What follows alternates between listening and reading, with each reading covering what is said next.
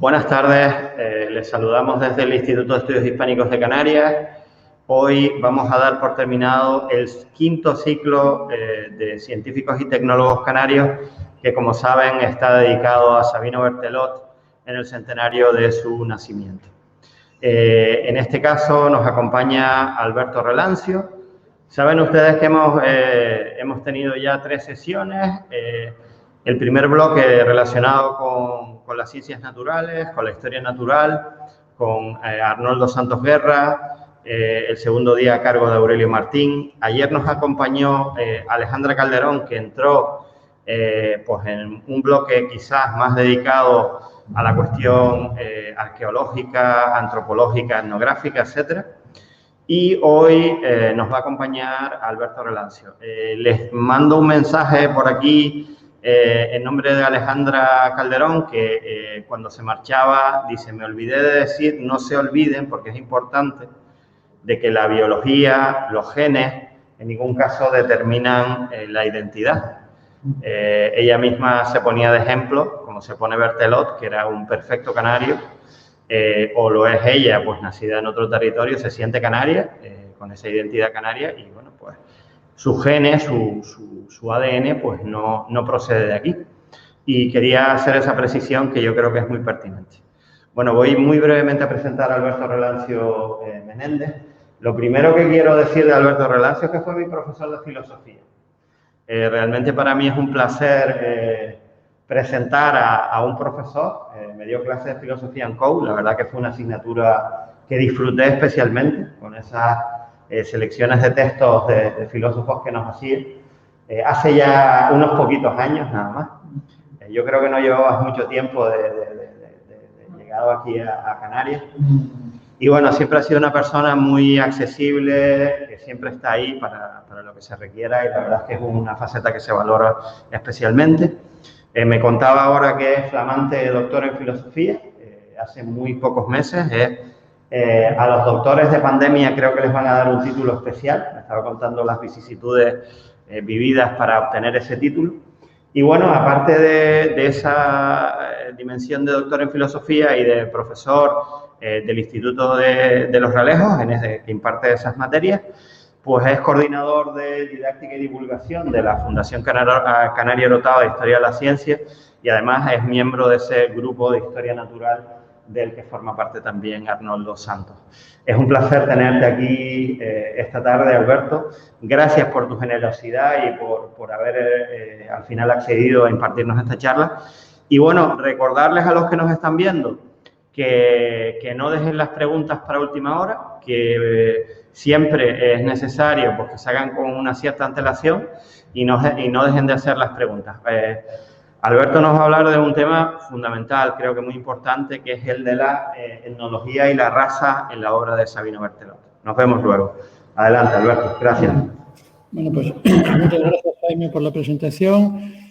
Muchas gracias al Instituto de Estudios Hispánicos de Canarias y el Instituto de Estudios Canarios también, y a toda la gente que nos está viendo con un poquito de retraso, pero vamos, que ya estamos en ello, ¿no? En este caso. Bueno, yo realmente, respecto a la conferencia de ayer, pues en el fondo la mía se puede un poco considerar como una especie de profundización, ¿no? De alguna manera, en algunos temas, en particular en el concepto de raza, en Berthelot, y de dónde viene, y una cosa que a mí me interesaba ya de hace mucho tiempo dentro del contexto de la antropología física o biológica, como se suele llamar. Así que yo he retomado aquí pues, una especie de cruce de cosas que en algún momento he trabajado, que es la historia de la antropología física, y por otra parte lo que hemos trabajado dentro de la Fundación Canaria Orotava de Historia de la Ciencia, que tiene que ver con Berthelot, que también le dedicamos bastante tiempo, ¿no? Ahora ya más o menos lo irán viendo en las diapositivas, ¿no? Bueno, aquí solamente hay un montón de diapositivas que yo he puesto un poco al principio, que es como un simple recordatorio, ¿no? De saber de las cosas que hizo Berthelot, en particular sobre todo lo que tiene que ver con la historia natural, que nosotros hemos trabajado mucho. Aquí aparecen, pues efectivamente, donde nos meteremos más adelante en la etnografía, o toda la edición que se han hecho de misceláneas, que la gente conoce bastante en esta versión de primera. Bueno, hay varias ediciones de misceláneas. En este caso no me voy a parar con ello, pero bueno, es para recordar un poco efectivamente todo lo que se editó y todo lo que fue autor Sabino Berthelot, en contexto, en este caso, pues con esa gran enciclopedia que yo he explicado muchas veces un poco, y no me voy a parar esta tarde, ¿no?, a decir que todos estos libros sueltos que aparecen por aquí, pues en ellos forman parte de una especie de enciclopedia, ¿no?, que es la Historia Natural de las Islas Canarias, que nosotros hemos considerado siempre como la obra más importante en la historia de la ciencia en Canarias, la obra de conjunto, ¿no?, y que se editó entre 1835 y 1850. Y bueno, aquí ven algunos, geografía botánica, de la que se ocupó también Berthelot, por ejemplo, ¿no? La fitografía, que fue cosa de Webb y un montón de colaboradores. Berthelot intentó entrar ahí, pero no lo dejaron, ¿no? Como decía Arnoldo el otro día, no dejaba de ser un aficionado en casi todo. Y entonces, bueno, pues hay cosas que... Pero bueno, le debemos, gracias a Berthelot, pues debemos que efectivamente esta edición que se hizo en Mafre, que no se llegó a terminar, una reedición de toda la historia natural de Islas Canarias, el Atlas, que también fue cosa de Berthelot, ¿no? Evidentemente, él se ocupó de toda la parte gráfica cuando estaban en París y demás, y entonces, pues, gracias a Berthelot tenemos mucho más de lo que Webb pensaba hacer en su momento, que era una fitografía, algo que por otra parte está escrito en latín, ¿no? Un latín botánico muy específico y muy especializado, cosa que a Berthelot nunca le gustó mucho. Y bueno, pues gracias a Berthelot tenemos efectivamente las misceláneas, donde se cuentan los viajes que hicieron por las islas, aparte de todas sus experiencias en la primera época, entre 1820 y 1830. Tenemos, por supuesto, toda la etnografía que vamos a comentar ahora, un poquito. En ese caso tenemos efectivamente esa geografía botánica, que también fue cosa de él, el Atlas, como estamos hablando, la parte estadística, geográfica. Bueno, hizo muchas cosas, por muy aficionado que fuera y por muy poca, ¿no?, que comentaré un poquitín luego, 2 cosas biográficas, pero no voy a comentar mucho más. Pero bueno, intervino en muchas cosas, ¿no? Nosotros, por hacer un poco de propaganda de la Fundación Orotava de Historia de la Ciencia, pues aquí nos metimos hace muchos años, ya en 2002, por ahí, con el proyecto Humboldt, que se trataba de ver pues todas las expediciones canarias, todas las expediciones científicas, que se hicieron a Canarias en los siglos XVIII y XIX, ¿no? Un poco aquí está por orden cronológico en la versión antigua que nosotros teníamos, desde Glass y todos los primeros de Fleurier, y efectivamente, ¿no?, pues Humboldt, ¿no?, también, lógicamente, ¿no?, por el proyecto, aunque nosotros no dedicamos demasiado a Humboldt, por una cosa, ¿no? Y aquí, por ejemplo, aquí aparece cuando nosotros digitalizamos toda la obra, ¿no? Aquí aparece en la versión antigua la obra que, por otra parte, tuvimos la suerte, gracias a Arnoldo Santos también en este caso, de que estuviera prácticamente toda en el jardín de aclimatación y poder digitalizar los tomos que pertenecieron al propio Sabino Berthelot, salvo el Atlas. Eso es una sección que tuvimos que hacer en la universidad, ¿no? Alguien parece que se llevó el Atlas, porque es una cosa, la verdad que las ediciones del Atlas son preciosas. Esto es un poco, bueno, esto es parte del proyecto en la versión antigua. Este es un proyecto que nosotros hicimos pues cuando empezamos a trabajar con el Max Plan de Berlín, eso sí hay que decirlo, porque realmente ellos pusieron los estándares y cómo funcionaban, nosotros éramos los que empezábamos, y ellos, el Instituto de Historia de la Ciencia del Max Plan de Berlín, pues fueron los que estuvieron interesados en que nosotros, hiciéramos aquí, ¿no?, un pequeño grupo de trabajo para digitalizar todas estas expediciones a Canarias. Y y efectivamente ellos fueron los que marcaron un poco los estándares de cómo hacer, desde la parte informática hasta el formato que había que darle a toda esa historia. Esto es un poco la versión nueva del proyecto Humboldt, la nueva, quiero decir, la que se renovó. Había que volver a renovarla otra vez, pero bueno, la versión que pueden encontrar ahora mismo en la web pues es esta. Ahí están todos los tomos de la historia natural de las Islas Canarias, que se pueden consultar sin ningún problema, ven, ¿no?, los índices y demás. Hay que recuperar un programa que teníamos en su día también que permitía verlo de otra manera, sobre todo para imágenes, pero para el punto de vista de encontrar cosas es relativamente fácil en este caso. Y bueno, también hemos hecho sobre expediciones en particular y sobre Webb Berthelot, pues hemos hecho bastante trabajo. Aquí tienen, por ejemplo, pues nada, uno de los paneles que hicimos por una exposición de expediciones científicas a Canarias dedicado a la enciclopedia que nosotros llevamos, ¿no?, de Webb Berthelot, ¿no?, a todos los tomos que forman parte de esa enciclopedia. Y bueno, este librito que nosotros sacamos allá por 2006, pues era un poco una introducción a todo lo de la historia natural de las Islas Canarias, que vimos que era una cosa que la gente no controlaba, que no sabía muy bien que las misceláneas formaban parte de esto, o la etnografía, etcétera, etcétera, que era un primer tomo. Y entonces, bueno, pues era cuestión de meterse ahí a explicarlo y hacer una introducción que nosotros no encontrábamos por ahí, ¿no?, digamos, escrita, y bueno, que nos parecía que merecía la pena. Ahí fue donde yo empecé a tener contacto con el personaje, hice la biografía de Berthelot, más o menos con los materiales que había en esa época, sobre todo lo que se había publicado en 1980, ¿no?, cuando se hizo el centenario y demás, que ese tipo de materiales, que de todas maneras, pues, bueno, y esto también, se me olvidaba del grupo que hemos hecho hace unos años dedicado a la publicación de la historia natural de las Islas Canarias,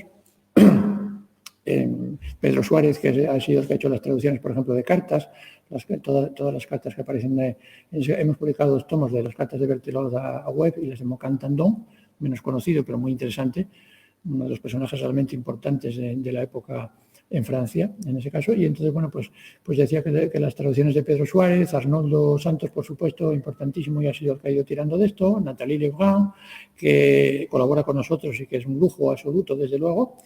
Y bueno, pues Miguel Ángel, el director de la Fundación, y yo, pues intentamos ir sacando algunos trabajos que creemos que tienen interés, ¿no? Bastante interés para divulgar esto. Hablando de Nathalie, pues este libro y otros que he publicado posteriormente y algunos artículos sobre la biblioteca de Berthelot, pues son muy importantes. Vamos, desde la parte de, yo creo que esto es un hito fundamental en las publicaciones que hay sobre Sabino Berthelot. Si uno quiere saber hoy en día qué es, ¿no?, que la vida de Berthelot, lo más importante, pues evidentemente tiene que leerse Un francés entre guanches, porque es una monografía imprescindible, ¿no?, absolutamente imprescindible para entender un poco de qué va todo este asunto, ¿no? Y que, por supuesto, renueva y saca documentos nuevos y muchas cosas que no se conocía en su momento, y que, por supuesto, las fuentes que tiene de todo tipo de archivos, en Francia sobre todo, en París, en Marsella, en montones de sitios, pues es una cosa, no sé si decir exhaustiva, pero si no casi, ¿no?, digamos, en ese sentido. O sea, que merece mucho la pena, ¿no? Bueno, yo, por ejemplo, cuando hago ya biografías de Berthelot, aunque sean en plan casi de juguete como esta, en el fondo está basado en los trabajos de Nathalie, ¿no? No quería pararme, efectivamente, porque ya se ha comentado mucho la vida de Berthelot. Por ejemplo, cosas como que efectivamente siempre llama mucho la atención eso que decía antes de que no tuvo una educación formal. Bueno, Nathalie en el libro aclara un poco eso, matiza un poco bastante eso, porque es verdad que la educación del liceo es una educación básica, pero no era una educación mala, ni muchísimo menos, la educación básica que tuvo Berthelot en el liceo. Y la educación que tuvo en la Marina en un momento determinado, cuando se metió en la Marina en un momento determinado, sobre todo en Toulon, personalmente, bueno, pues fue relativamente importante, sin llegar a ser una educación superior, ni una cosa como Wave en Oxford, ¿no?, una cosa de ese tipo, pero sí tuvo cierta importancia en ese sentido, ¿no? Y bueno, el resto más o menos todo el mundo conoce un poco lo básico, que es que Berthelot se pasó media vida en Canarias, una primera etapa que ya decíamos antes, de 1820 a 30, luego se fueron en un viaje muy largo de 3 años, dando muchas vueltas por ahí, a París a editar todo lo que es la historia natural, que les llevó un montón de años, una cosa que se editaba por fascículos, y que iban sacando fascículos, ¿no?, coleccionables, a veces se vendía por tomos, pero se vendió por fascículos y tardó mucho tiempo, porque la cosa fue creciendo, porque en el fondo tenían 2 proyectos, ¿no? Webb tenía un proyecto que se iba a editar y Berthelot tenía otro, ¿no? Y por eso empezaron a crecer aquello. Eso les llevó a unas desavenencias, entre otras cosas por culpa de la etnografía y por culpa de las misceláneas, acabaron peleándose, ¿no?, efectivamente, porque Webb era el que financiaba el proyecto. Berthelot, por supuesto, era el que era el asalariado en este caso, y entonces hacia el año 1842, sí, bien digo, pues ya prácticamente hay una separación, ¿no? O sea, prácticamente ya hay un momento en que se pelean entre ellos, y eso provoca que Berthelot se tenga que buscar la vida como puede, que haga algunos proyectos relacionados con la pesca, que es lo que más controló él a lo largo de su vida y que más conocía desde Marsella, desde donde vivía, la ciudad natal. Y entonces, pues para él, como conocía muchísima gente y tenía muchos contactos, pues pudo hacer algún tipo de proyecto para el gobierno francés y luego conseguir un puesto de cónsul. Empezó la carrera consular desde abajo, ¿no?, digamos, en Tenerife. Volvió a Tenerife en el año 47. En 1847 volvió a Tenerife y entonces ya pasa el resto de su vida, hasta 1880, y pasa el resto de su vida aquí, ¿no?, en Canarias, ¿no? Y luego ya es una carrera, ya, es decir, es un trabajo que se ocupa, bueno, salvo cuando se jubila al final, que tiene unos cuantos añitos ahí para dedicarse a la investigación y a escribir. Las Antigüedades Canarias vienen de ahí, se publica un año antes de su muerte, en 1879, del cual luego nos ocuparemos, ¿vale? No me paro mucho más en esto, ¿vale? Yo creo que con esto es lo básico. Aquí nos meteremos un poquito luego, la etnografía, que yo trabajé en su día un poco al hilo de contar la historia natural. Y luego, efectivamente, las Antigüedades Canarias, que es una puesta al día, de alguna manera, con un contexto más amplio dentro de la cuestión de la prehistoria, de la paleontología, que se desarrolla, el descubrimiento de Cro-Magnon, en fin, una serie de cosas que él introduce ahí y que da un poco una dimensión diferente a lo que eran las antigüedades, la etnografía en su momento, ¿no?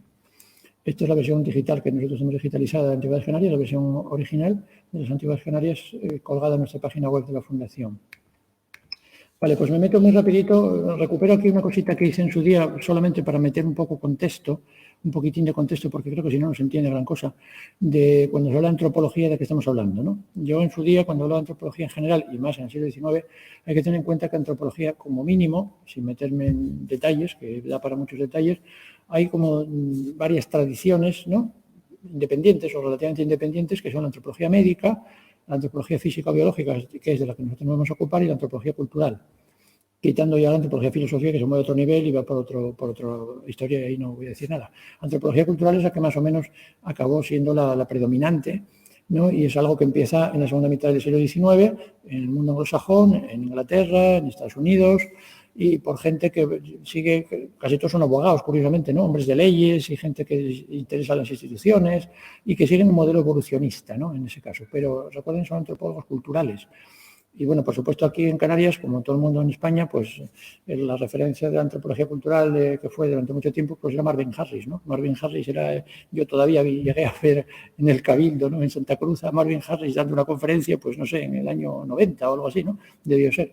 Cuando vino, pues eso es la antropología cultural, que fue un poco la que salió un poco victoriosa, digamos, en esa especie de pugna de antropologías, frente a la antropología física, por una razón muy sencilla, por lo que pasó con los nazis en un momento determinado. Pues la antropología física y las teorías racistas, que vamos a ver hoy aquí un poco, pues efectivamente de alguna manera hicieron que la antropología física tuviera que o desaparecer de alguna manera, por supuesto, como una teoría de las razas humanas, que es como se define la antropología física en todo el siglo XIX y el siglo XX, la antropología que estudia las razas humanas, más o menos de una forma naturalista en ese caso. Y entonces, claro, pues efectivamente el Holocausto y demás pues se llevaron abajo, y entonces, bueno, pues la antropología cultural fue la que descolló en un momento determinado. Y luego la antropología médica, que curiosamente en Canarias también tiene una importancia interesante, porque ya desde Chile y Naranjo prácticamente, ¿no?, hay una tradición que luego viene de Las Palmas, luego en un momento determinado, a Tenerife, por ejemplo, en un momento determinado, cuando se constituye, por ejemplo, el Instituto de Bioantropología en los años 80, pues efectivamente hay una bioantropología que rehace, digamos, lo que era la antigua antropología física, olvidándose de las razas, ¿verdad?, hablando de una cuestión evolucionista, de genética, de una serie de cosas, pero también con un sesgo muy, muy interesante y que suaviza también la parte de antropología física, que es la antropología médica. Es decir, todo lo que tiene que ver con las enfermedades de los aborígenes y una serie de cosas. Y entonces hay toda una rama ahí muy interesante también que se ha ido cultivando aquí, ¿no?, y que tiene cierta tradición, ¿no?, y que de alguna manera complementa la antropología física, que ha sido la predominante en Canarias hasta los años 70 del siglo pasado. Yo, de hecho, esta conferencia de los que estoy sacando estas diapositivas, que ahora voy a empezar a comentar, es una conferencia un poco de rebote, porque yo pensaba hacer una conferencia sobre antropología cultural, que parecía lógico, y es lo que yo había estudiado y lo que yo más sabía, pero viendo que en Canarias prácticamente todo lo que había habido y toda la tradición había sido antropología física, pues me decidí a indagar un poco, ¿no?, a ver de dónde salía todo esto de la antropología física y qué contexto tenía, ¿no? Esta parte lo voy a soltar muy rápido, pero lo pongo aquí un poco para que quede constancia de lo básico, ¿verdad?, que es efectivamente que los precursores en el siglo XVIII de la antropología física, por una parte es Linneo y por otra parte es Buffon, ¿no? En el caso de Linneo, el sistema natural de Linneo, que ya se sabe que fue el sistema tematizador de todo lo que era el mundo vivo, de las especies, de plantas y luego de animales y demás, en el sistema de naturaleza que publican tal, es la primera vez que se mete al ser humano dentro de un contexto biológico. Se lo clasifica como un ser biológico, ¿no?, en ese caso. En una de las ediciones ya posteriores, Linneo tiene un montón de ediciones, aquí estamos la número 12, está clasificado dentro de los mamíferos, dentro de los primates, y una clasificación donde se habla efectivamente de un Homo sapiens. Eso viene de Linneo. El sapiens, esa rara clasificación de sapiens, dice Linneo que es porque no encontró ninguna otra característica física que lo diferenciara del resto de los primates, ¿no? Y entonces por eso acudió al nosqueteixun, eso, al conócete a ti mismo, y es una cosa bastante peculiar, ¿no? Linneo hace una clasificación muy curiosa, ¿no?, que ahora vamos a ver. En el caso que es un poco la originaria y la que mucha gente sigue o rectifica, que es en el caso de efectivamente de lo que, bueno, llamaría variedades o razas, lo que serían luego las razas, ¿no? Habla de un Homo americanus, ¿no?, como aparece aquí. Bueno, yo lo he puesto aquí en la versión latina por un lado y la traducción a la derecha. Y entonces, efectivamente, hay un americano, un europeo, un africano, ¿no? en ese caso, y un asiático, y entonces, bueno, va dando características de ellos, ¿no? Entonces, las características, como se ven aquí, que es un poco lo que a mí más me llama la atención de lo que sigue, pero que ya está en Linneo, de alguna manera, es que hay unas características que son literalmente físicas, en este caso, pues recto, rojo, o lo que dice aquí, o rubicundo, o musculoso, cosas de ese estilo, pero que también hay una serie de características que no tienen que ver con los cabellos o el color de la piel, sino que tienen que ver con cosas que nosotros llamaríamos culturales, ¿no? Por ejemplo, si va bien vestido o se rige por leyes, ¿no? Está claro que regir por leyes en un libro, digamos, que está hablando de zoología o lo que sea, pues es un poco extraño, ¿no? Entonces, esa mezcla de lo que se llamaría en la época características morales, ¿no? Digamos, del individuo, culturales, psicológicas en algunos casos, ese pues va a ser una constante que vamos a ver, ¿no?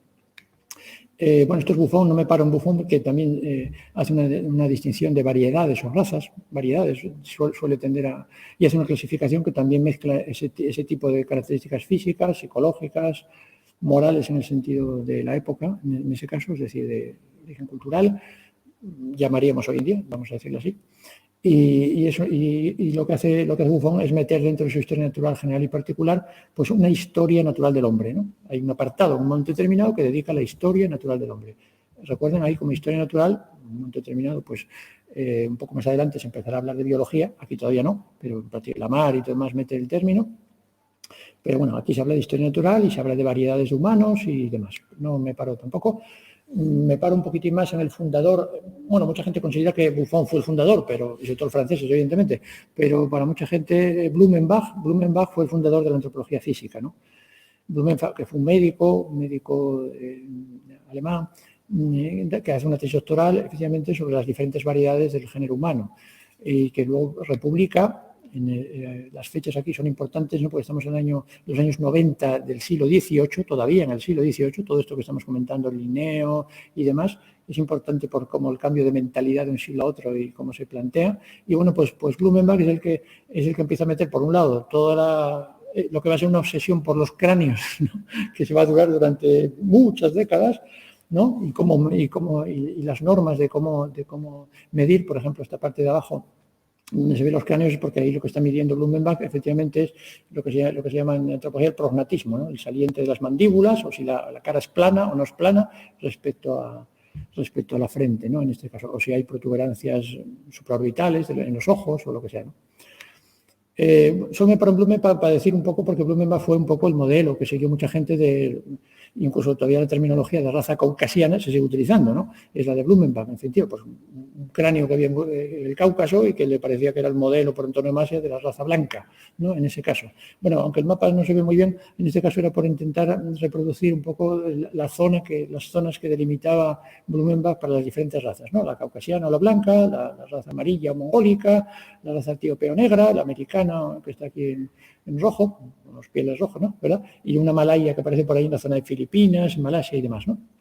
En principio él distinguía 4, pero luego al final rectificó y empezó a hablar de estas 5 que acabamos de citar, ¿no? Con esa distribución geográfica. Otra cosita que fue muy importante y que voy a ir muy rápido también, dentro de la antropología física, es efectivamente todo lo que tiene que ver con lo que vamos a decir de los cráneos, ¿no? Aquí dos paraditas muy rápidas. Aquí hablaba de Petrus Camper y su ángulo facial. Petrus Camper fue un artista, digamos, no alguien que se dedicaba a la biología, pero que luego lo que él hizo fue dibujos, pretendía perseguir la belleza y entonces quería dibujar bien, pues, ¿no? Sus pinturas y demás, pues, no sé, los Reyes Magos de Oriente, los negros de no sé qué, tenían que dibujarlo de otra manera, los niños, y entonces fue el que delimita el primer ángulo que se mide ahí, ¿no? Esa especie de ángulo que antes decíamos, visto de otra manera, el ángulo facial, ¿no? Que mide efectivamente hasta donde la cara es recta o está hacia adentro, o hay un prognatismo evidente, o al revés, ¿no? O la frente saliente o no saliente. Él piensa que la belleza está en las estatuas romanas y tal, incluso la frente sale un poco por encima del ángulo de 90 grados, ¿no? Incluso está avanzada y él está buscando efectivamente qué cosas son bellas y no para poder pintarlas. Es decir, pero este ángulo, lo que Camper hacía, se reutilizó evidentemente luego en la antropología física de otra manera que él no había previsto, ¿no? Ni muchísimo menos. Bueno, estos son dibujos de Camper. donde se ven hay efectivamente razas, ¿no? En algún momento determinado, pero sobre todo también le preocupaba mucho efectivamente cómo pintar a la vejez, los niños, ¿no? Y el tamaño del cráneo, la cara, si era recta, no era recta, ¿no? Las mandíbulas salientes, lo que fuera, ¿no? Y lo que se hizo ya, y una de las cosas que luego se utilizó para clasificar razas y demás, en el caso de los cráneos, que fue el que se tomó de referencia, fue lo de Anders Retzius, que en 1842 introduce la distinción entre braquicéfalos y dolicocéfalos, que como ven simplemente es una cuestión de la medida longitudinal frente a la medida ancho por alto, ¿no? por longitud, ¿no? Los braquicéfalos efectivamente, ¿no? tienen ese cráneo ancho y los dolicocéfalos pues alargado, ¿no? De alguna manera. Luego esto se rectifica con Paul Broca más adelante y se meten los mesocéfalos, que son intermediarios, ¿no? Intermediarios entre braqui y dolicocéfalos. Ya volveremos un poco a esto de los cráneos porque va a salir más adelante. Me paro solo 2 segundos a hablar hablando de sociedades etnográficas y sobre todo en Francia, hay una muy interesante, pero que yo voy a decir 2 cosas muy rápidas, sobre que es la sociedad de los observadores del hombre. Fíjense las fechas porque todavía estamos ahí a caballo entre el siglo XVIII y el siglo XIX y visto con una... Anacrónicamente diría uno, la sociedad de los observadores del hombre pues fue un grupo de gente que son los llamados ideólogos, ¿no? Ideólogos en sentido literal, que tienen toda una teoría del conocimiento, lo que llaman los filósofos de la Revolución, ¿no? Filósofos de la Revolución Francesa, en el cual estuvo metido Napoleón, al final acabó mal con ellos y les cerró la clase correspondiente del instituto y tal, pero era una sociedad que efectivamente ahí es donde se empieza a utilizar todo lo que se llamaría luego etnología, antropología, en un sentido bastante raro. Por ejemplo, todas estas cosas que hace estas observaciones de los pueblos salvajes, porque estaba ligado sobre todo en particular con los viajes de Baudin, que pasó por aquí por Canarias, 2 de los viajes, todos los viajes que se hacían en el siglo XVIII, por supuesto a Australia, a muchos sitios lejanos donde había que llevar, digamos, una especie de instrucciones de qué había que hacer allí cuando uno llegaba, sobre todo a la hora de describir a los salvajes, ¿no? En el sentido que ellos lo entendían, ¿no?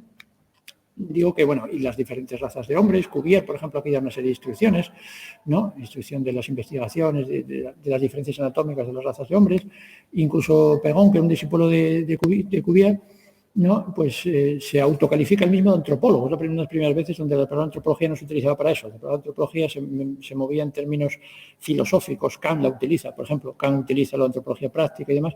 Y aquí, curiosamente, este señor hace antropología médica, porque es médico y se enrola en el viaje de Baudin de 1800. Y entonces, bueno, pues lo que intenta describir es efectivamente a los salvajes que van a encontrarse por allí y sobre todo qué enfermedades tienen, cómo se curan, por qué son tan saludables respecto a los europeos. Bueno, una serie de cosas muy, muy interesantes y curiosas. Con lo cual, lo que quiero decir es que esta sociedad, visto digo, de forma anacrónica desde hoy en día, es una especie de mezcla entre antropología médica, antropología cultural y antropología física, ¿no? Muy rara, que se pierde enseguida. En cuanto entramos en el siglo XIX, en cuanto se entra en el siglo XIX, hay un cambio tremendo de mentalidad y de estas cosas. Este principio del siglo XIX, yo luego me pararé, que es a lo que voy, espero poder llegar, a la Sociedad Etnológica de París de 1839, y aquí solo me paro, pues nada, simplemente pensar que toda esta antropología física no solo se hace en Francia, sino que también se hace en Inglaterra, por ejemplo, pues por citar al más importante antropólogo que mucha gente dice que se origina en Inglaterra, que es Pritchard, ¿no? Por ejemplo, ¿no? Que está en esta línea perfectamente, en los escritos que tienen una influencia muy grande en toda la corriente inglesa, y quizá todavía mucho más importante de los años 30 es la antropología física americana, con Samuel Morton, ¿no? Este es Samuel Morton y un cráneo aquí de un indio, y entonces, claro, Samuel Morton es ya un obseso, digamos, de las colecciones de cráneos, ¿no? Se decía que tenía más de 600 cráneos, empieza a medir capacidades craneales, empieza, por supuesto, a clasificar, ¿no? En América, por supuesto, clasificaciones por capacidad craneal, caucasianos, mongólicos, malayos y demás, entonces hay montones de tablas de Morton haciendo este tipo de cosas, ¿no? Por supuesto, estas cositas que ya son claramente racistas, ¿no? Por decirlo de alguna manera, son de discípulos de Morton, ¿no? De 1860 y pico, que tuvieron un éxito tremendo, un éxito tremendo, donde se ve efectivamente que siempre, bueno, se exagera incluso las facciones de los negros, equiparándolos con simios, ¿no? De una manera salvaje, vamos, una cosa tremenda, ¿no? Y estos son manuales que funcionaban por muy prestigiosos, a ver, no es una cosa ni mucho menos marginal, de discípulos de Morton en 1860 y pico, y que tuvieron un éxito tremendo, evidentemente, ¿no? Bueno, aquí tienen algunos estos, casi parecen ridiculizaciones, pero no eran caricaturas, ¿eh? Eran libros ¿verdad? Vale. Bueno, y en Francia, volviendo un poquito a Francia, pues realmente la institucionalización en serio que se hace de la antropología la hace Paul Broca, del cual nos vamos a parar un momentito, en 1859, justo cuando se publica El origen de las especies de Darwin. Este individuo que fue que tuvo una carrera fulgurante como médico, como cirujano, como anatomista, como estudioso del sistema nervioso. Hoy en día pues se lo recuerda sobre todo por el área de Broca, ¿no? Que tiene que ver con el lenguaje, la corteza cerebral, ¿no? Muy conocida, y aquí se ve un cerebro, ¿no? Visto desde abajo, y de un tipo de enfermedad y demás. Y bueno, las memorias de antropología que cuenta Broca ya en esa época, nosotros volveremos un momentito hacia atrás, pues ya cuenta una antropología instalada absolutamente, con un paradigma raciológico instalado en Francia totalmente, ¿no? Es decir, yo me dediqué a estudiar un poquito la memoria esta que hizo en el año 69, contando la primera década de la sociedad y lo que había pasado, y ya y tiene toda la razón, fue un éxito fulgurante. El modelo de Broca en París se repitió en todas partes, en Madrid, en Moscú, en Estados Unidos, en todos los sitios. Se crean montones de sociedades antropológicas. Antropología ya en Broca tiene un sentido muy general, aunque siempre la antropología física es el núcleo duro, y él lo dice porque eso es lo más científico, sin duda, la parte biológica, la parte de los cráneos, la parte de las mediciones, eso me parece importantísimo. Y aunque parezca mentira, y lo diré un poco ya rápido, por ejemplo, en este libro de la República Racial que yo descubrí hace ya unos cuantos años, fíjense lo de las fechas de 1860, que es cuando se crea la sociedad de Broca, al año siguiente, 1930, se habla de la República Racial, que es la República Francesa, ¿no? Uno siempre asocia con la cuestión racista lo de los alemanes, pero no, realmente todo el paradigma racial está en Francia, en el siglo XIX, y se traspasa a Alemania, se traspasa absolutamente a Alemania, totalmente, a finales de los últimos años pero todas las referencias están cogidas de Francia en ese sentido.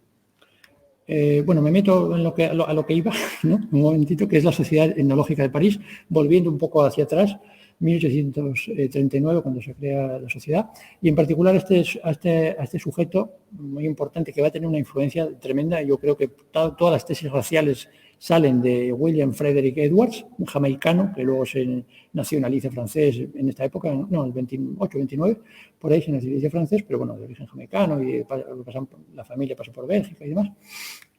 Y aquí estas son las memorias de la Sociedad de Etnología, que prácticamente es la primera sociedad en Francia, a imitación de una sociedad de protección de los aborígenes que se había hecho en Londres el año anterior. Edwards pertenecía a esa sociedad y luego él crea en París una sociedad que pretende que sea mucho más científica y demás, ¿no? Con gente sobre todo de varias sociedades, de la sociedad geográfica a la que pertenecía Berthelot, y el único cargo que Berthelot tuvo en su vida realmente importante fue secretario de la Sociedad de Geografía durante 5 años, justamente aquí, en el 39 al 44, en un momento determinado. Bueno, pues mucha gente de esa sociedad geográfica y de otras sociedades que había por ahí, en ese caso, pues pertenecían a la sociedad etnológica. Berthelot realmente cuando publica antes de publicar su etnografía, prácticamente todo lo que se publica en la etnografía está ya presentado o bien en la sociedad etnológica o bien en la sociedad geográfica. En particular en la etnológica, presenta toda la memoria sobre los guanches y demás, lo presenta aquí. Aquí, bueno, no sé si se verá ahí, pero aquí aparece, esto es la primera vez que se publican las memorias de la sociedad etnológica, y en principio está pues el fundador, que fue Edwards, con 2 cosas, y aparece aquí ya la memoria sobre los guanches de Berthelot. O sea, Berthelot estuvo desde el principio metido de cabeza en la sociedad, y ahora veremos, bueno, yo esto lo descubrí un poco tarde, pero estos son los miembros fundadores, ¿no? Y ahí aparece, no lo veo yo aquí en pequeñito, pero ahí está Berthelot, aparece Berthelot desde el año 39 como miembro fundador y como miembro del comité central, pone el cuadro, ¿no? Es un cuadro hecho de un articulito que recoge todo, sociedades francesas y demás. Fue uno de los miembros fundadores de la sociedad. Estas son memorias, el segundo tomo de las memorias, donde vuelve a aparecer ahí Berthelot con otra segunda parte de la memoria sobre los guanches y algunos articulitos de Edwards también y de otra gente. Bueno, esto lo puse aquí un poco porque vea un poco por dónde va lo de Edwards ya, ¿no? La influencia recíproca de las razas en el carácter nacional, ¿no? Suena un poco alucinante. Todo a partir de aquí va a ser bastante alucinante, por decirlo de alguna manera, lo que tiene que ver con el racismo, ¿no? Y bueno, y aquí la memoria, por ejemplo, que presentó, la segunda parte de la memoria de los guanches que presentó Berthelot en la sociedad en esos años, ¿no? La sociedad no duró mucho tiempo. En el año 48, después de la Revolución, prácticamente se disuelve. Hay gente que dice que todavía dio algunos coletazos por ahí, pero prácticamente la revolución se disuelve. Estaban metidos en aquella época en cuestiones abolicionistas o no de la esclavitud dentro de la propia sociedad. Eso es lo que Brocal les criticará luego, que se metieron en política y que eso no deberían haberlo hecho, ese tipo de puntos, ¿no? Este es un articulito que yo me he servido para lo que sigue a continuación, para intentar sistematizar un poco pormenorizadamente en la medida que pueda, y ya si conseguir hacerlo, yo me da por contento, aunque no llegara a las antigüedades canarias, de cuáles son las ideas que coge realmente Berthelot, las ideas de fondo, de verdad, que utiliza Berthelot desde el punto de vista racista, que en este artículo están muy bien tratadas, en el libro de Edwards. El libro de Edwards se llama de la siguiente manera, se llama de los caracteres fisiológicos de las razas humanas considerados en sus relaciones con la historia. Carta a Amédée Thierry, autor de la historia de los galos. Aquí aparecen los galos, aquí todo lo que vemos aquí, que se digan sobre todo sobre galos en Francia, se sabe, ¿no?, por los Asterix y Obelix, ¿verdad? Y los francos, se puede traspasar aquí, si quieren, ya casi directamente a los guanches y a los españoles, ¿no?, como dice Berthelot. Casi ahí pues, se puede hacer una especie de coordinación sin perder demasiada historia, ¿no? Hay gente que dice que efectivamente que la obra este escrito de Edward es el acto de nacimiento de las teorías raciales modernas, ¿no? Hay gente que dice eso. Bueno, quizá no sé si un poco exagerado, pero sí es verdad que esto se hace en 1829, muy pronto para lo que luego fue el desarrollo de la raciología posterior, en ese caso. Y lo que le interesa a Edward es entre fisiología, es decir, la parte naturalista, histórica. Y entonces, bueno, buscar la filiación de los pueblos, remontar a sus orígenes a pesar de las mezclas que constituyen las naciones, buscar las antiguas razas en las modernas. Nación aquí siempre está usado en sentido etnológico, en sentido de grupos culturales, ¿no?, histórico, ¿no?, si quieren decirlo de una cierta manera, ¿no? Y se trata efectivamente de explicar eso. Las ideas de Edwards van de la siguiente manera. Él pretende utilizar los métodos naturalistas de observación para la comprensión de la historia humana, ¿no? Entonces, el uso de la palabra raza, prácticamente igual que en francés, en castellano no hay prácticamente ningún historia política, civil que se estaban haciendo los historiadores en esa época, pues se utilizaba raza, pero con diferentes sentidos, ¿no?, evidentemente. Entonces, aquí, en el contexto en que se retoma en esta época, el historiador Thierry, al cual él responde en este escrito, y en particular gente como Guichot, que también fue un hombre político conocido, por supuesto, de Berthelot, el que le dio el cargo de cónsul aquí, pero que era historiador y que había hecho historia en los años 20 de este tipo de historias, pues aquí defendía efectivamente la teoría de los orígenes germánicos de la nobleza francesa. La nobleza francesa descendería de los francos y habrían subyugado, digamos, a los campesinos, a la burguesía, al tercer estado, por decirlo en terminología de la época, que eran galos, ¿no?, o galos romanos, ¿no?, como dicen ellos, ¿no?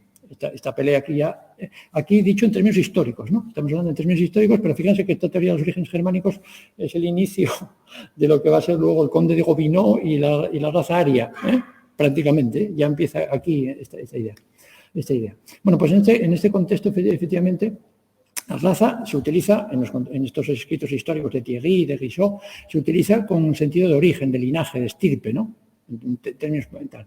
Es decir, descendiente de una familia con unos ascendientes comunes. Esa es la idea en que se está utilizada aquí. Y aquí se habla ya de carácter nacional, un carácter nacional, donde se distingue, que es a mí quizá la parte que más me interesa, rasgos morales, ¿no?, en que en terminología de la época, efectivamente, pues es una mezcla de rasgos psicológicos, pero en sentido nacional, que dirían ellos, ¿no? Es decir, lo que se llamó durante mucho tiempo la psicología de los pueblos. Eso hasta finales del XIX y principios del siglo XX, en España y en muchos sitios se seguía hablando de la psicología de los pueblos, de cómo era el español, ¿no?, típico, ¿no?, digamos, ¿no? Si eran, como dice aquí, en este caso de los galos, pues de si son bravos, si tienen un espíritu abierto, impetuosos, si son abiertos a las novedades, si son inteligentes. Bueno, todo eso se entiende por características morales. Estamos hablando de un contexto de momento histórico, no todavía. Y entonces, bueno, pues se empieza a modificar efectivamente la palabra raza, no nos metemos en los detalles, intento seguir un poco el hito, ¿no?, de cómo se va cambiando. En el discurso histórico se intenta modificar la palabra raza haciendo cada vez clasificaciones que se parecen más a las clasificaciones de los naturalistas, ¿no? Porque, bueno, la palabra es común, aunque con significados diferentes. Y entonces empiezan a hacer clasificaciones del tipo, pues que la raza gálica tiene 3 grandes pueblos agrupados en 22 naciones, subdivididos en cientos de tribus. intentan imitar ese tipo de clasificación de los naturalistas y ya en el caso ya en particular de Edwards, la cosa va más allá. Ya no se trata solamente de imitar el modelo naturalista, de aplicarlo a la historia, sino de ver si se puede demostrar, ahí lo he subrayado, ¿no?, la existencia de grupos humanos distintos que presentan una permanencia transhistórica que va más allá de la lengua y la historia común y de los rasgos morales. Es decir, si hay rasgos físicos, fisiológicos dirán ellos, formas físicas del cuerpo de los individuos que de alguna manera están detrás, vamos a decir así, debajo, por habría que decir de alguna manera, digamos, de ese tipo de rasgos morales o ese tipo de rasgos, digamos, culturales, podríamos decir de alguna manera, ¿no? Y que son transhistóricos en el sentido de que no están sujetos a cambios, ¿no? Y así Edwards pues dice que quiere saber si los grupos que forman el género humano tienen características físicas reconocibles, ¿no?, para demostrar que las razas históricas, ¿no?, de alguna manera corresponden con grupos naturales organizados. Hacer una coordinación entre los pueblos que se cuentan en los libros de historia con grupos, digamos, que se pueden delimitar en términos de historia natural, literalmente, de historia natural, en ese caso. Bueno, él mismo se plantea efectivamente que si el lenguaje deja rastros en los idiomas, en aquella época se estaba estudiando muchísimo lo del lenguaje y la afiliación de lenguajes, cuando se descubre el sánscrito, cuando hay un ¿no? Se habla efectivamente de la afiliación de las lenguas, pues él dice que si en las lenguas se puede hacer eso, ¿por qué no va a verse en el cuerpo, ¿no? ¿Por qué no va a haber rasgos persistentes en los cuerpos de los individuos que se vayan de generación en generación y que, digamos, recuperemos de nuestros ancestros? Y que se puedan observar todavía en los hombres que viven actualmente. Ahí está la gracia, ¿no?, en ese caso. Es decir, bueno, he puesto ahí entre comillas porque lo dice Edwards, recobrar los antiguos pueblos en los modernos, ¿verdad? Es decir, partir de esa observación de los individuos modernos para, ¿no?, de ahí seguir la pista, digamos, a los rasgos físicos, evidentemente, de los ancestros. Esa es un poco la idea, ¿no? Y entonces ahí ya se empieza a plantear un poco la parte que uno de los términos que se va a utilizar hasta la saciedad en toda la teoría raciológica, que es la de los tipos raciales, la de los tipos. Entonces ahí ya Edwards asume que existen tipos característicos de pueblos antiguos y que esos tipos raciales de alguna manera se transmiten y que todavía existen hoy. O sea, se empieza a asumir esa historia, ¿no?, que existen tipos raciales y que se pueden reconstruir desde las poblaciones contemporáneas europeas. Y se puede ir hacia atrás, digamos, porque esos tipos raciales, como va a decir más adelante, se conservan, ¿no?, se conservan intactos, ¿no?, por decirlo de alguna manera, ¿no? Y bueno, y ver, por supuesto, si en los diferentes pueblos que uno está rastreando, en ese caso hay varios tipos o no, mezclados, ¿no? Puede haber varios tipos en una misma población, evidentemente, de 2 o 3 tipos, y entonces habría que rastrear esos tipos. ¿Qué es un tipo para Edwards? Una de las cosas centrales. Dice, bueno, dice, se necesitaría saber qué es esencial en los caracteres físicos para ser un tipo. Dice Edwards, los caracteres extraídos de la forma y proporciones de la cabeza y los rasgos del rostro ciertamente ocupan el primer rango. Fíjense lo que está diciendo, ¿no? En este caso, forma y proporciones de la cabeza y rasgos del rostro. Eso es lo que para él delimita el carácter racial, absolutamente. Él dice, el medio más riguroso de determinar la identidad de raza está ahí, ¿no?, ya asentado, ¿no?, digamos de alguna manera. Dice que el cabello, el color de la piel, la estatura, por supuesto, son rasgos secundarios que en consonancia con nosotros pues dan pistas y son muy importantes, pero lo primero es lo otro. Los rasgos como el color de la piel siempre son secundarios en ese sentido. Y entonces él dice que estos tipos, ¿no?, esto que está diciendo es una herramienta fundamental para determinar la identidad racial y para distinguir entre los que descienden de un pueblo y los que descienden de otro pueblo, en ese caso, ¿no? Curiosamente dice Edwards que lo hace todo esto sin ideas preconcebidas, ¿no?, que es una cosa bastante, es curioso porque todavía se disculpa, luego nadie se disculpará de aquí para adelante, pero se ve que es una cosa naciente en este momento, porque se disculpa de alguna manera de decir que lo que está diciendo como que no es una barbaridad, ¿no?, vamos a decir así, ¿no?, sino que bueno, que es así, vamos, y no hay vuelta de hoja, ¿no? Luego, curiosamente, otra de las cosas que también es alucinante en toda la teoría raciológica desde Edwards, y fíjate que estamos hablando de 1829, es que dice que utilizan los métodos de observación. Lo que va a hacer Berthelot, a ojo de buen cubero, ¿no? Es decir, el tipo, ¿cómo calculas el tipo? Pues mira, ahí va un galo, allí va un guanche, o sea, así, o sea, una cosa que alucina a uno en colores, pero es, no me puedo parar, si acaso luego, en el libro original de Edwards, hace toda una excursión tremenda por Suiza, por el norte de Italia, y va mirando a la gente, y va diciendo, mira, este debe ser de tal pueblo, este es del otro, este no sé qué, y va anotando, y va haciendo una cosa, pero a ojo de buen cubero, en fin, como si fuera observando aves, ¿no? Algo así, una cosa totalmente sí. Y eso lo considera absolutamente científico, ¿no? Entre comillas, ¿no? En ese caso. Bueno. Y claro, aquí se empieza, efectivamente, la analogía, con la palabra raza ya se había visto, pero la analogía que se empieza a hacer aquí con los animales es una cosa tremenda, ¿no? Porque empiezas a encontrarte textos que no sabes si están hablando de perros o gatos o estás hablando de humanos, ¿no? Porque efectivamente se empieza a utilizar terminología de cruce de razas cruzadas o mezcladas, de razas puras. Toda esa terminología se empieza a utilizar aquí. Él empieza a utilizar. Berthelot no, digamos, de arriba abajo. Lo de razas puras recuerda, pues eso, a las películas de vampiros, esta que vio uno, ¿no? Donde se habla de una raza ancestral pura que no está mezclada con... Bueno, pues esa terminología empieza a utilizarse aquí, realmente, ¿no? Y efectivamente el término raza, como él dice aquí, pues el denominador común entre lo que tiene la historia y lo que tiene la historia natural, ¿no? Por decirlo de alguna manera, ¿no? En ese caso. Bueno, la idea fundamental un poco en este resumencillo aquí es que la idea es que hay la existencia de grupos humanos que comparten una comunidad de origen, historia y lengua y a la vez que tienen formas físicas comunes que se perpetúan de generación en generación. Eso es lo que quiere hacer Edwards, esa asociación absolutamente entre grupos físicos y grupos históricos, por decirlo un poco rápido, en ese caso. Dice, también se disculpa Edwards aquí, no deja de ser curioso, que efectivamente que él no quiere deducir de la cosa física la parte moral, pero bueno, lo hace constantemente, o sea, bueno, ya lo hacían, ya lo hacía Linneo, ya lo hacía, en fin, lo hacía todo el mundo, ¿no? Pero bueno, lo dice un poco como disculpándose de que, ¿no?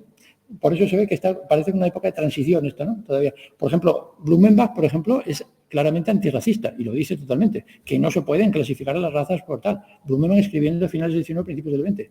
O sea que, por eso había que hilar un poco más fino a la hora de hablar de gente que habla de razas y gente que son racistas.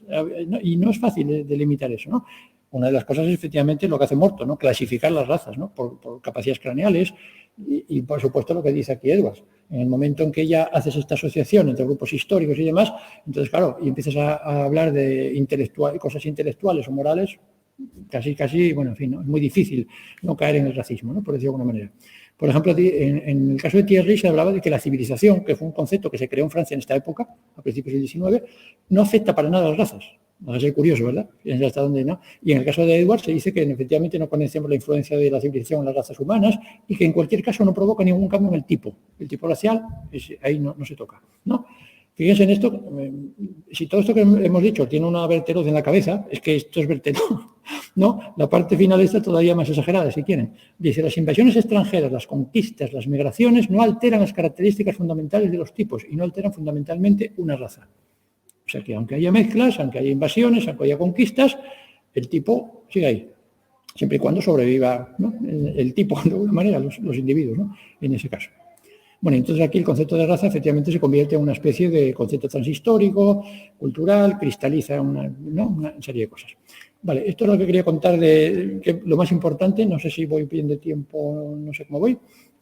Esto había simplemente que traspasarlo a las antigüedades casi automáticos. O sea, me importaba más un poco lo de Edwards y ver hasta dónde crea, yo creo, no sé si hay antecedentes que se ven tan claros donde hace esa transposición del término raza y cómo se utiliza y y los términos de tipos raciales, etcétera. Berthelot se lo traga de arriba abajo. Cita a Edwards, por supuesto, en las Antigüedades Canarias, citan cosas entre de Edwards, ya en la etnografía en un momento determinado. Yo aquí lo único que había hecho, no todos estos textos, los textos son los que yo he sacado más importantes de la etnografía que cuentan toda esta historia. Berthelot aquí está contando cosas más generales, por ejemplo, pues que él por supuesto cree en la existencia de un Dios que crea la especie humana única, pero que él cree que él es poligenista, ¿no? Que él habla de varios focos de creación, donde aparecen razas y que las razas luego se dispersan a partir de varios focos de creación, por ejemplo, ¿no? Cosas de este tipo. Estoy hablando de las ideas generales que aparecen aquí, ¿no? O que si hay regiones y territorios donde hay una flora y una fauna específica, ¿por qué no va a pasar con los seres humanos? Es decir, porque no va a haber diferentes seres humanos en diferentes territorios específicos, ¿no? Por ejemplo, ese tipo de cosas. Hay una cosa que no me puedo parar aquí, que Nathalie cita y que me parece muy interesante, un poco más técnica, que es efectivamente lo de la unidad de composición. Dice aquí Berthelot en un momento determinado que él no crea una unidad de creación, por eso es poligenista, sino de una unidad de composición, digamos. Es una idea que saca de Saint-Hilaire, ¿no? Por ejemplo, la famosa polémica que hay aquí entre Jean-Georges Saint-Hilaire y Cuvier, ¿no? En un momento determinado. Sobre si hay en zoología prototipos, ¿no? Digamos, de seres vivos, varios o uno solo. Saint-Hilaire dice que solo hay un prototipo único de todos los animales, de todos. Y Cuvier dice que no, que hay 4 tipos, vertebrados, una serie de cosas. No me meto aquí porque llevaría mucho tiempo, pero es muy interesante. Y eso también lo acepta Berthelot, ¿no? También todo este tipo de cosas de las creaciones sucesivas, la geología, que aquí, por supuesto, había avanzado muchísimo hasta esta época el hombre fósil, por supuesto. Aquí se empieza a meter con el hombre fósil y de ahí cómo pueden salir las razas. Tampoco me paro mucho. Esto es Cuvier, discursos de cataclismos, que también aparece ahí en Berthelot. Y, por supuesto, los pueblos de la edad de piedra y las sociedades nacientes y los cavernícolas. Y, por supuesto, la raza de Cromañón, ¿no? Que a partir de aquí empieza a tener cuaternaria. Y dicen que están buscando la terciaria, porque es verdad que en esa época se estaba buscando, y que son anteriores a las razas indoeuropeas, que era, recuerden, ¿no? Realmente la raza indoeuropea es la base de la raza aria, de todo ese tipo de historias. Es el norte de la India, ¿no? Evidentemente, en ese tipo de cosas. Entonces, aquí Berthelot pues, se hace eco de todo ese tipo de cosas. De los cromañones, de los cráneos que se encuentran. Y sobre todo una cosa que Nathalie yo había dejado muy, muy de lado, es que el interés que tiene Berthelot de que el cromañón, Berthelot y todos los franceses, evidentemente está en el sur de Europa, pero está en el norte de África también, y muy particularmente en Argelia, la colonia que ellos en 1830, ¿no? tienen, y por eso les interesa, en un momento determinado, más adelante lo dice, que les interesan mucho los bereberes porque es que es la población indígena de Argelia, por encima de todo. Eso no hay que ser Fernando Estévez para pensar que efectivamente Berthelot era un espía, como él decía, ¿no? Y que, bueno, el gobierno francés está detrás siempre y él efectivamente está pensando en las posesiones argelinas. O sea, por ejemplo, él ve los salvajes invasores españoles que conquistan Canarias, los ve fatal, pero no ve ningún problema en conquistar Argelia, ¿no? Ni nada por el estilo, lo parece estupendo y a la nación francesa por encima de todo, sin ningún problema. En este caso. Bueno, aquí tampoco me quería parar un poco. Lo de origen bereber es verdad que eso está probadísimo y Berthelot en esa época es un adelantado en ese sentido. Es verdad que él un poco más adelante mete la idea de que hay también un tipo árabe, que lo intenta meter a toda costa y eso, ¿no? Como un secundario, pero lo intenta meter por el oriente de la zona septentrional y demás, pero bueno, pero fundamentalmente la habla de bereberes, está claro, en ese sentido. Y bueno, en esta época, efectivamente, pues los restos prehistóricos que se encuentran, los cráneos que mandan a la Sociedad Antropológica de París. Tiene contacto, por supuesto, después de acabarse la otra sociedad, él se mete en la Sociedad de Antropología de Broca, habla con Cotrefort y toda esta gente, ¿no? Y bueno, esto de trogloditas, ¿no? Y aquí, por ejemplo, ya directamente es donde aparecen ideas de Edwards literales, ¿no? Esto está sacado de las antiguas Canarias y por leer un poco el principio, dice, afortunadamente el tiempo no ha podido destruir todavía esos caracteres que quedan y quedarán imborrables en la raza sobreviviente, conservándose a través de los siglos de una gran parte de la población actual, a pesar de las mezclas y alianzas con los invasores extranjeros. Por supuesto, aquí está hablando de la invasión en Canarias, etcétera, etcétera, ¿no? O sea, son las ideas de Edwards, pero literales, o sea, no sin ningún problema, todas las ideas de Edwards ahí metidas, de arriba abajo, y que es un poco el fundamento de todo el racismo que hay por aquí, ¿no? Es decir, la raza indígena se ha mantenido a pesar del mestizaje, con varios tipos, algunos que predominan y otros que no predominan. Hay un tipo bereber predominante y otro no, que vienen de la zona europea, los rubios por un lado y los otros los castaños, entonces es la denominación que él utiliza. Y, por supuesto, que parte de la población Canarias conserva los tipos primitivos, sin alteración y demás. Solo no puedo dejar de leer una cosa aquí porque me hace una gracia tremenda de que todo lo que uno está leyendo aquí con todo esto de las razas, los tipos y demás, claro, no hay una teoría de la herencia, no hay la genética, ¿no? Ni siquiera en la época del 19, Mendel, ni siquiera Darwin de Mendel, no por decirlo de alguna manera, tampoco Darwin tiene una teoría de la herencia. En ese caso, entonces, ¿qué están haciendo? Hablan de una ley de la herencia todo el tiempo, que no saben muy bien en qué consiste.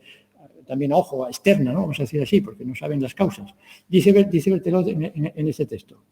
Está hablando aquí, saben que existen semejanzas entre los miembros de una misma familia y que a menudo estas relaciones de fisonomía se desvían de la línea directa para pasar a ramas colaterales. Así hemos visto sobrinos parecidos a su tío abuelo, cuando éste no se parecía a sus hermanos, lo cual no es menos sorprendente que cuando los rasgos de un abuelo se reproducen en uno de sus descendientes después de varias generaciones.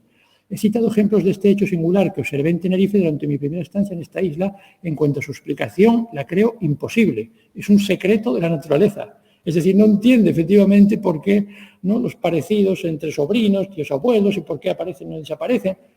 Claro, no saben por qué. Y entonces, efectivamente, están jugando a una especie de ciencia ficción genética, ¿no? De una manera, ¿no? Porque no lo saben. Y además Berthelot piensa que es imposible entender eso, ¿no? Es una cosa del creador y ya está, ¿no? Por decirlo de alguna manera. Eso es una cosa muy... Bueno, aquí explicaba, esto es un textito, una carta de Berthelot a Millares que cogí de de Nathalie, en donde habla de que él es un deísta y que cree en Dios y que cree que es poligenista porque piensa que Dios ha creado gérmenes, no especies, una cosa bastante curiosa, yo todavía no me he metido en eso, y que es un agnóstico porque él piensa que toda explicación de alguna manera está en la espiritualidad y en una serie de cosas que nunca vamos a entender, ¿no? Por decirlo de alguna manera, una especie de gnosticismo muy curioso de Berthelot. Por supuesto, todo esto ya es muy conocido y enlaza con lo de ayer, ¿no? No hubo aniquilación de los guanches, el antiguo pueblo canario no ha desaparecido, y entonces ahí esa reversión que hablan ellos al prototipo, se supone que el mestizaje no hace que desaparezca el tipo, porque los tipos son imborrables, desde la creación, eso hay que tenerlo en cuenta, desde la creación, por Dios, poligenista, pero desde la creación, en ese caso. Y bueno, y cosas de este tipo que a mí me llaman la atención, donde habla de que la verdadera patria para los guanches era en la isla donde habían nacido. Porque dice, bueno, eso es una cosa tan arbitraria como decir que era el valle, como decir que era, en fin, una cosa muy, muy curiosa, ¿no? Dice porque a los guanches, como eran muy belicosos y eran muy guerreros, pues los utilizan los españoles para atacar otras islas y matar a otros guanches. Aquí guanches, ya ven que Berthelot utiliza guanches en genérico, ¿no? Siempre, ¿no? Y bueno, eso es un poco... Y aquí abajo hablaba de, efectivamente, que la raza guanche mayoritaria en las islas se multiplicó conservando su tipo original bajo la influencia de la ley hereditaria, que ya ven lo que sabían de la herencia con lo que acabo de leer hace un momento, ¿no? O sea, nadie lo entiende. ¿Por qué ese tipo de herencias? Bueno, pues es ese tipo de cosas, ¿no? Los caracteres étnicos originales no se pierden jamás, la fisonomía, el tono de la piel, el color del pelo, eso no va a desaparecer en la vida. Y bueno, pues no sé si merece la pena seguir con esta parte, ya es más conocida, la nación guanche no muerto, efectivamente, esto que ayer se hablaba, ¿no? De que el 20% de los guanches en la conquista, bueno, en fin, fueron los que... Y llega un momento en que ya habla de la moderación y la prudencia de los españoles contra la injusticia y la crueldad, ¿no? Tiene que revertir todo aquello que por una parte los pone verdes, pero por otra parte resulta que son de una moderación y una justicia tremenda, porque no se cargaron a todos los guanches, ¿no? En ese sentido. Bueno, y el lenguaje, efectivamente, él habla de que el lenguaje es importante y el carácter y ese tipo de historias, pero para él el lenguaje, que es muy importante para nosotros, y lo que hizo Berthelot, pero que para él, desde el punto de vista de la raza, pues la raza está siempre debajo, siempre en ese sentido, ¿no? Y bueno, aquí se está hablando de virtudes que se heredan de los guanches. Se empieza a utilizar un lenguaje que también parece lo que decíamos antes de película, ¿no? De la sangre. Se habla constantemente de la cuestión de la sangre, ¿no? La sangre de una raza pura. Tú lees esto y es un poco alucinante, ¿no? La sangre de una raza pura, ¿no? Frente a los fanáticos conquistadores llenos de malas pasiones y bla, bla. Y aquí, bueno, pues recupera los bereberes autóctonos del norte de África, la raza atlántica y bla, bla, bla. Los caracteres de raza transmitidos con la sangre. Lo leo arriba, no me lo invento yo esto, los textos están ahí, ¿verdad? Los caracteres de raza transmitidos con la sangre deben reproducirse cada uno de ellos con las modificaciones de las tribus indígenas en Berbería y Marruecos. Vale, eso es así. Eso es un poco la idea. Y yo creo que no sé si merece la pena pararse mucho más en los bereberes, el tipo árabe lo dejamos por ahí. Los bereberes de Argelia son un recurso para el futuro de la colonia francesa, muy importantes para ellos. Esto se ha dejado de lado, pero es muy importante. Y Nathalie creo que tiene razón, evidentemente, en ese sentido. Francia va primero siempre, ¿no? En ese sentido. Y bueno, habla aquí de que las lenguas son muy importantes, la escritura también, pero que la raza siempre es primordial y está por debajo, y es mucho más importante. Y con esto, pues, termino. Muchas gracias.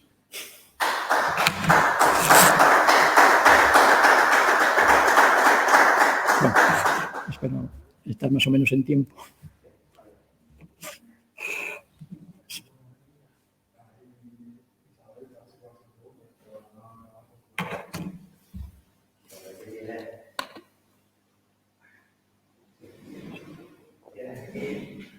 Un par de comentarios de uno de Gregorio Dorta, que dice: buenas tardes, de información. Aprovecho para recomendar esta Historia Natural de las Islas Canarias de Viera y Clavijo, una pequeña joya.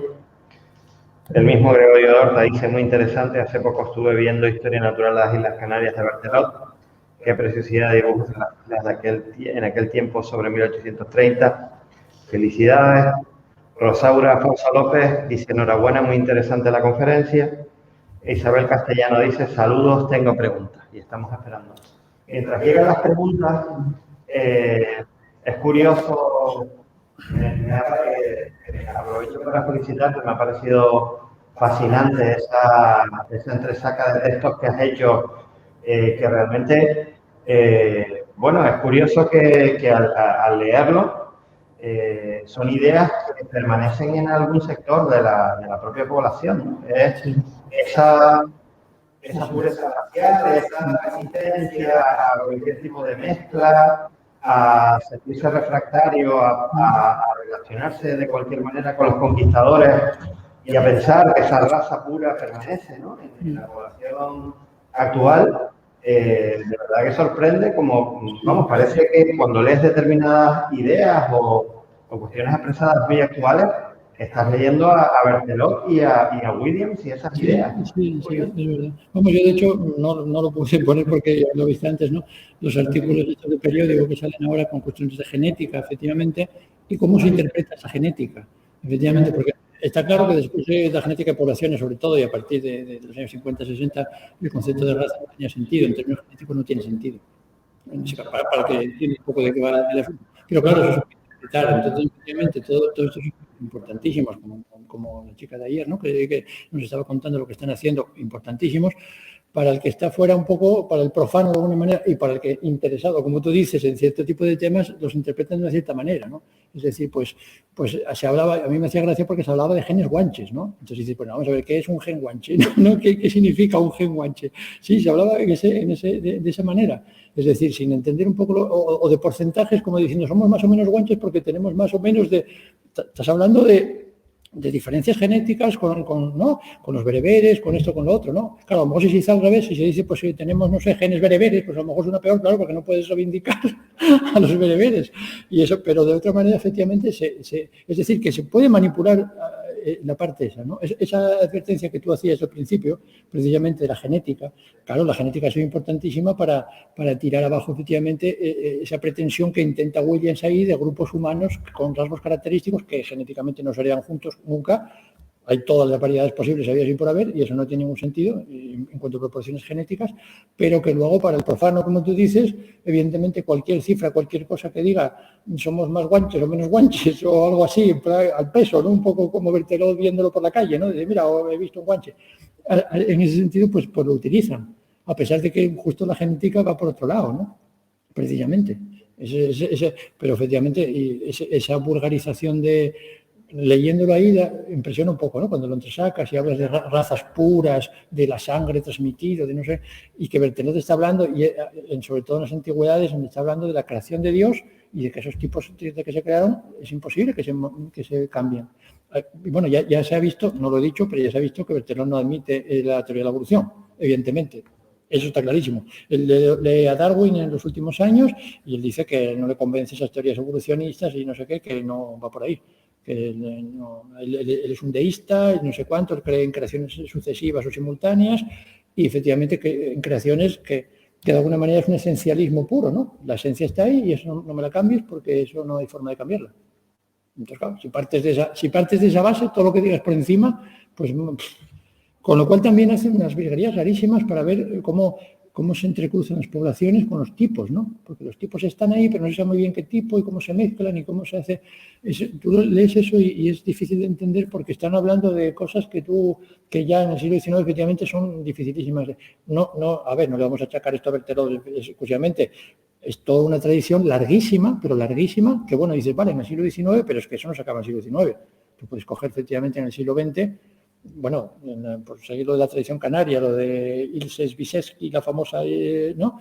alemana que vino aquí, todo ese tipo de historias, también hacía lo de Berthelot, ir a ojo en el coche y viendo si en Santa Cruz le parecía que el dolicocéfalo o lo que fuera, iba clasificando, ¿no?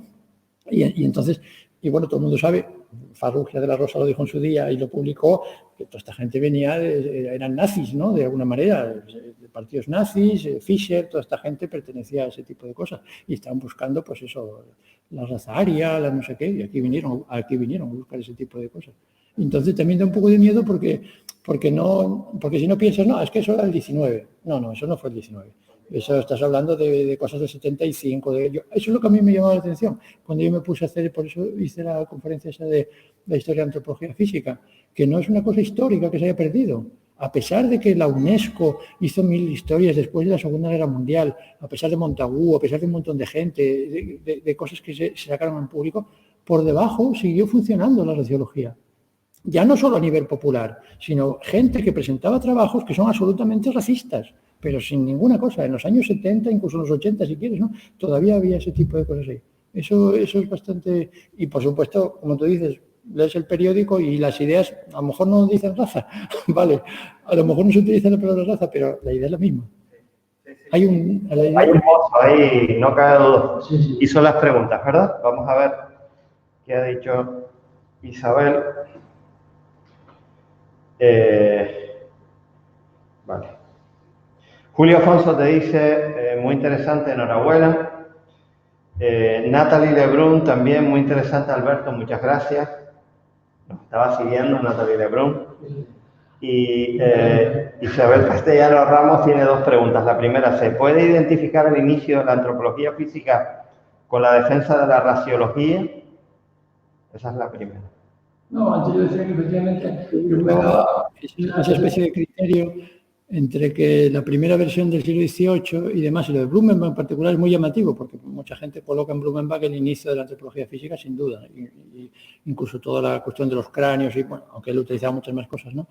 Pero que son gente que, curiosamente, explícitamente antirracistas, ¿no? Es decir, vale, hay diferentes tipos de razas, pero esto no significa que hay una jerarquía. Ninguna es mejor ni peor, simplemente hay una distribución geográfica. De hecho, hay toda una parte primera, de hecho, de ahí viene la palabra etnografía. Curioso que lo utilice la etnografía, porque la palabra etnografía en esa época tiene que ver con la cuestión lingüística, sobre todo. Los atlas lingüísticos de Balbi y toda esta gente de los años 20 tienen que ver con esa idea de que se pueden organizar, digamos, los pueblos por su lengua. Berthelot lo está utilizando y quizás más valioso, mucho más eso que la raciología, lo que hace Berthelot con la lengua y ese tipo de historias.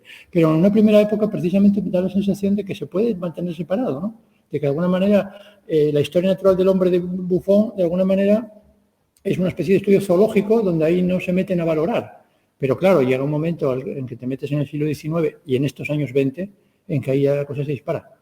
Tú empiezas a ver ya los trabajos que hay ahí, porque no, Edwards no es el único, efectivamente, ¿no? Hay gente que se publica cosas en esa época, en eventos donde ya ves que efectivamente, por eso yo citaba un poco las disculpas que dice el propio Edwards un par de veces, como que no quiere mojarse del todo, ¿no? Cuando realmente lo está haciendo, porque ya esa coordinación entre grupos históricos, culturales, con grupos humanos, físicos, de alguna manera ya estás haciendo, aunque él dice que no tiene prejuicios, bueno, eso a partir de ahí ya estás valorando efectivamente eso, yo creo. Entonces el racismo ya está latente, quieras o no, y eso no hay que lo pare, por decirlo de alguna manera, y a partir de ahí eso se dispara.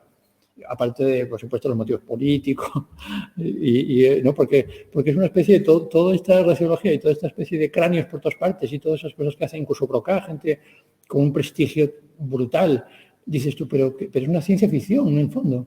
O sea, todo lo que tenían por ahí, porque las deducciones y las cosas que están sacando sin tener una genética de fondo, una ley de la herencia y esas clasificaciones que hacen y tal, aunque ellos piensan que son objetivos al máximo, el sesgo de investigador se le va la mano, ¿no? Porque siempre acaban, como dice, bueno, el famoso libro de Stephen Jay Gould, La falsa medida del hombre, ¿no? Que cuenta eso mismo en Estados Unidos, ¿no? No son Francia, efectivamente, las burradas que hicieron con eso.